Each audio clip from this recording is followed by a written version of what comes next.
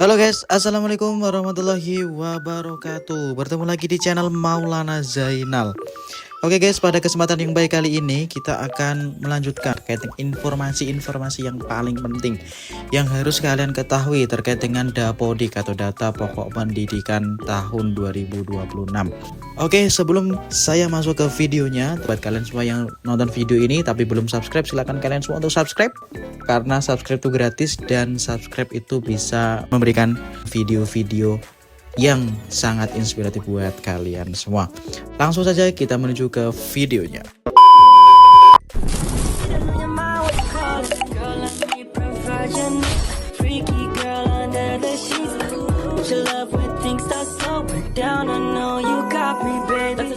Oke guys, di kesempatan kali ini kita akan membahas terkait dengan Dapodik versi 2026B, di mana versi 2026B di sini nanti akan ada beberapa pembaruan yang perlu kalian ketahui penjelasannya, yaitu berkaitan dengan internet ya. Tapi di dalam internet tersebut guys, ada beberapa yang perlu kalian perhatikan. Berikut dengan penjelasan-penjelasan apa saja yang harus kalian ketahui terkait dengan internet tersebut. Oke, sebelum kita masuk ke dalam penjelasannya, terlebih dahulu saya akan menjelaskan kepada kalian semua terkait dengan pembaruan apa saja sih yang ada pada Dapodik versi 2026B. Jadi pada Dapodik versi 2026B terjadi beberapa pembaruan. Di antaranya yang pertama adalah terjadinya perbaikan penyesuaian mekanisme pengambilan data pada dashboard PAUD HI agar selaras dengan kebutuhan analisis Direktorat PAUD gitu ya guys ya. Kemudian yang kedua ada pembaruan terkait dengan penyesuaian aturan validasi khusus bagi sekolah rakyat. Kemudian yang ketiga ada pembaruan penyesuaian referensi buku yang bersumber dari Sistem Informasi Perbukuan Indonesia. Yang keempat ada pembaruan penyesuaian tampilan untuk buku berjenis non-teks. Yang kelima ada pembaruan penyesuaian mekanisme pendataan kelistrikan dan internet pada satuan pendidikan melalui penataan ulang isian agar lebih terstruktur dan berstandar. Kemudian yang keenam ada elemen penambahan terkait dengan data kelistrikan. Yang ketujuh ada penambahan elemen pada data internet. Yang kedelapan ada penerapan validasi wajib. Nah, ini yang harus diisi gitu ya guys ya, karena di sini ada pembaruan penerapannya validasinya dalam bentuk wajib gitu. Karena wajib maka data kelistrikan dan data internet wajib untuk kalian semua isi guys ya. Kemudian yang kesembilan ada pembaruan terkait dengan penutupan perekaman peserta didik yang dipindahkan melalui sp.datadik.kemendikdasmen.go.id pada jenjang PAUD dan SD. Oke, di video kali ini kita akan fokus kepada internet atau validasi wajib pada data internet. Nanti untuk data kelistrikan akan kita bahas setelah data internet ini kita bahas. Oke guys, pada data internet itu pada menu sekolah ya untuk mengecek. Jadi di dalam data rinci sekolah ini ada beberapa data yang harus kalian isi gitu ya guys ya. Salah satu menunya adalah menu internet. Jadi pada versi 2026A belum ada menu internet dan listrik di sini ya. Jadi nanti kalian diwajibkan untuk mengisi data listrik dan data internet pada aplikasi Dapodik versi 2026B. Nah, bagaimanakah cara mengisinya? Cara mengisinya adalah dengan mengeklikkan tanda tambah di sini. Kemudian kita harus mengisi satu persatu mulai dari jenis layanan internet, kemudian jenis koneksi provider yang kita gunakan, bandwidth atau kecepatan Mbps-nya berapa, kemudian kita harus mengisi bandwidth up-nya berapa, bandwidth down-nya berapa, dan latensinya berapa. Jadi hari ini saya akan membahas terkait dengan jenis layanan internet dan jenis koneksi yang harus kalian isi pada data internet di Dapodik kalian. Jadi nanti silahkan disesuaikan dengan kondisi sekolah kalian. Kondisi sekolah kalian itu menggunakan jenis layanan internet apa sih dan jenis koneksi apa sih? Itu nanti kita akan bahas. Pada jenis layanan internet di sini ada 4 jenis layanan internet dan di sini sudah saya rangkumkan sebuah penjelasan terkait dengan perbedaan antara fiber optik, wireless, VSAT, dan seluler dalam bentuk tabel gitu ya, supaya kalian lebih mudah untuk memilih gitu ya, yang ada pada sekolah kalian itu jenisnya apa gitu ya guys ya. Yang pertama kita akan mengetahui perbedaan antara fiber optik, wireless, VSAT, dan seluler gitu ya. Pertama, terkait dengan aspek media transmisi. Pada media transmisi, fiber optik itu menggunakan serat kaca atau plastik gitu ya guys. Sementara wireless itu menggunakan gelombang radio atau wifi. Kemudian yang ketiga ada VSAT itu menggunakan satelit. Oke guys ya. Kemudian yang keempat itu ada seluler itu menggunakan gelombang radio. Itu biasanya dalam bentuk operator gitu ya. Seperti itu. Kemudian perbedaan yang kedua terkait dengan cara kerja. Cara kerja di sini kalau untuk fiber optik itu mengirimkan data sebagai cahaya melalui kabel ya, melalui kabel. Kalau untuk yang kedua, wireless, cara kerjanya yaitu data dikirim melalui udara. Kalau untuk satelit atau VSAT, data dikirim ke satelit lalu ke bumi.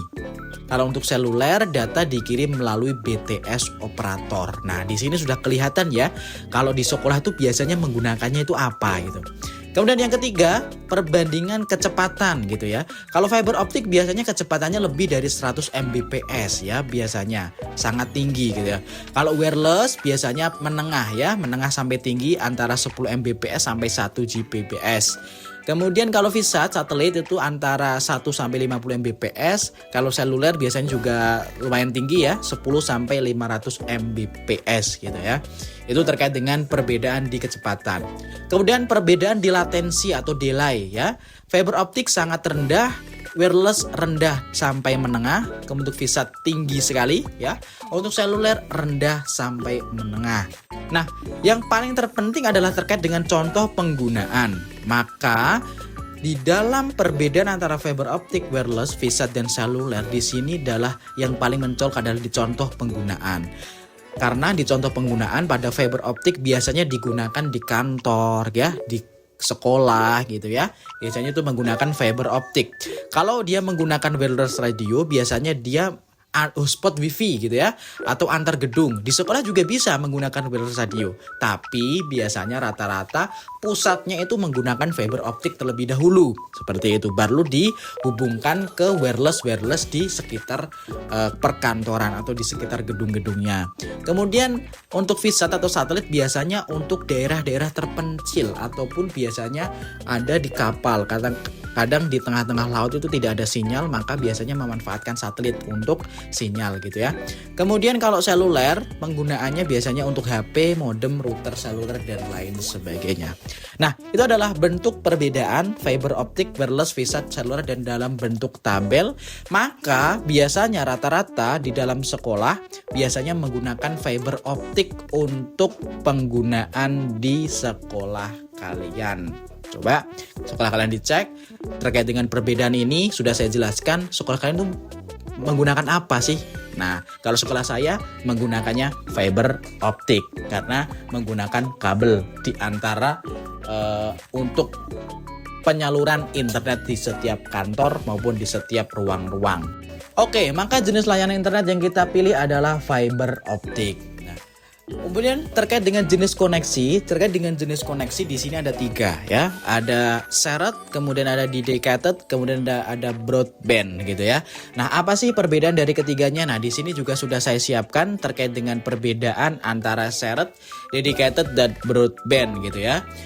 Yang pertama terkait dengan shared internet itu adalah bandwidth digunakan bersama banyak pengguna gitu ya. Kalau dedicated internet biasanya bandwidth khusus untuk satu pelanggan saja. Kalau broadband internet biasanya internet pita lebar untuk umum ya, dibagi umumnya. Nah, kita langsung masuk saja ke dalam contoh layanan. Biasanya contoh layanan kalau shared internet itu digunakan pada internet di RT, RW, wifi publik gitu ya, dan lain sebagainya.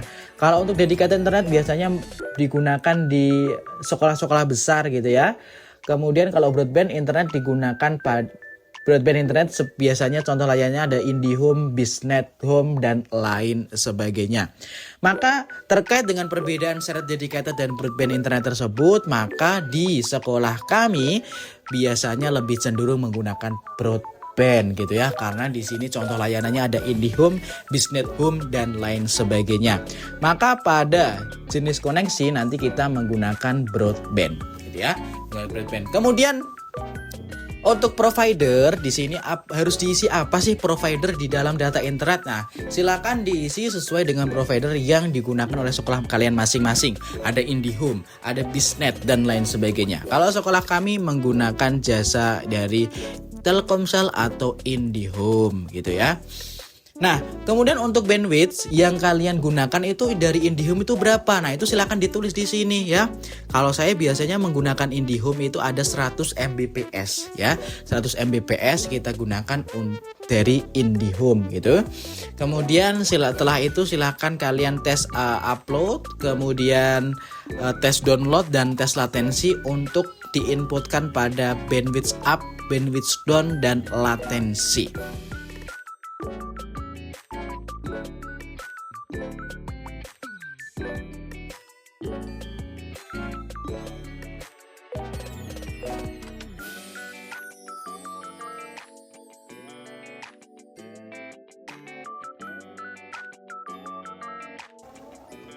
Oke guys, setelah semua data internet di sini terisi, mulai dari jenis layanan internet, jenis koneksi sampai pada bandwidth up, bandwidth down dan latensi, maka kita langsung mengeklikkan tombol simpan di sini ya guys ya. Nah, di sini sudah sukses penyimpanan di fiber optik ya, dan broadband IndiHome 100 bandwidth, kemudian bandwidth up-nya 4,5, bandwidth down-nya 2,66 dan latensinya 142 ya guys ya. Setelah semuanya sudah terinput seperti ini, maka data internet di sekolah kalian sudah terinput otomatis pada Dapodik. Setelah itu silakan lakukan sinkronisasi pada data pokok pendidik kalian supaya data internet di sini terkirim pada sistem SP Datadik. Oke guys, sekian dulu informasi dari aku terkait dengan data internet di data pokok pendidik atau Dapodik tahun 2026B. Silakan buat kalian semua yang belum menginputkan data internet, silakan diinputkan sesuai dengan apa yang sudah saya jelaskan tadi terkait dengan jenis layanan koneksi dan layanan internet ya pada data internet yang disediakan oleh Dapodik versi 2026B. Oke, gitu saja konten hari ini. Terima kasih kalian sudah nonton semua dan jangan lupa subscribe, like dan komen channel ini supaya channel ini semakin berkembang dan semakin memberikan informasi buat kalian semuanya. Terima kasih. Wassalamualaikum warahmatullahi wabarakatuh.